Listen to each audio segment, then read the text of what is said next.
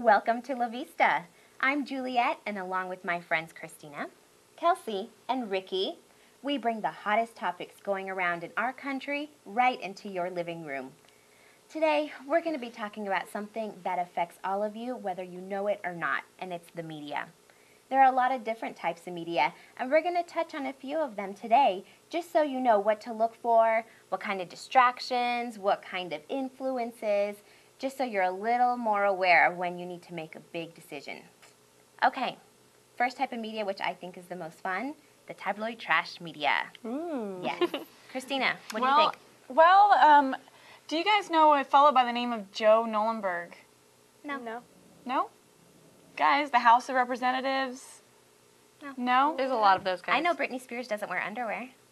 Well, and I'm sure you know who Suri is too, right? Yes, and I know she loves her little Burberry dress she wears all the time. Okay, guys. Now, there was an editorial back in May 31st, 2007, in the Oakland Press about how voting should become a national holiday.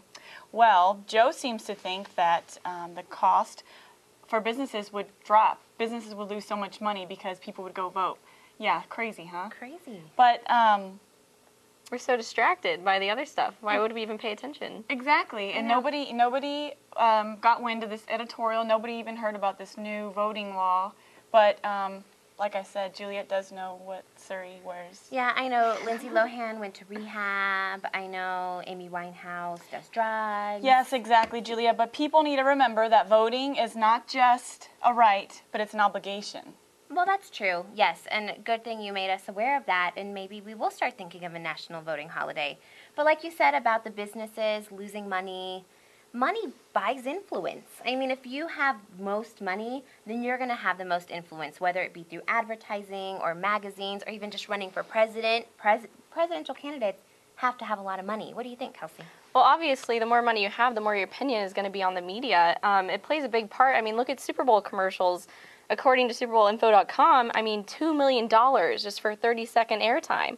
Wow. You have to have power to have influence, obviously. And if people know every type of media, I mean, media affects our day-to-day lives. I mean, we wake up and listen to the news, or we listen to the radio, we see newspapers, everything. Media's everywhere.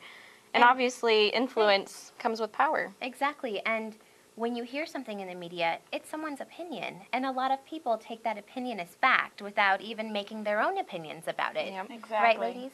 I think that's true. Yeah, and then when it comes to media, I mean, government and businesses use media a lot to influence people and to make them biased and to make them have absolutely the government's well, ideas. Look at the United States. Media is run by 4 different businesses. I mean, business conglomerates tend to be global players. Like, they have large profits, and they're criticized all around the world, yet us Americans don't see who exactly is running our media. Right. Now, Ricky, what do you think about businesses and government using the media?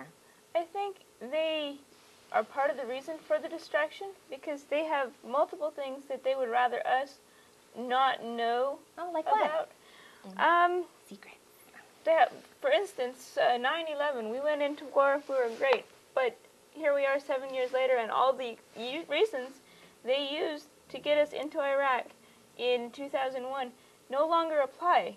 But nobody realizes this because we all want to know what Suri's favorite dress is. Yes, and you know what? This is a perfect example because what Ricky just said is Ricky's opinion, and it may not be our opinion, but because Ricky said it out there into the national media, a lot of people are going to take what she said as fact. Yeah. And, I don't know whether it's fact or not, but I'm certainly going to look into it. But a lot of people just don't look into it. They just But isn't that what fact. the media is for? I mean, the media is for people's opinions to get out there and for you to believe their opinions.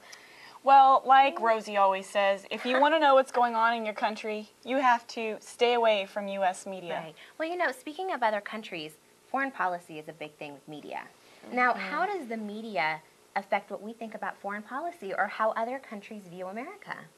I don't know so much about how other countries view America, but the business, for instance, if a business was going to invest time, energy, money in another country, to justify to the government or to the American people that they have a right to be there and that it's profitable for them to be there, it needs to convince us as the public that we should all be in there.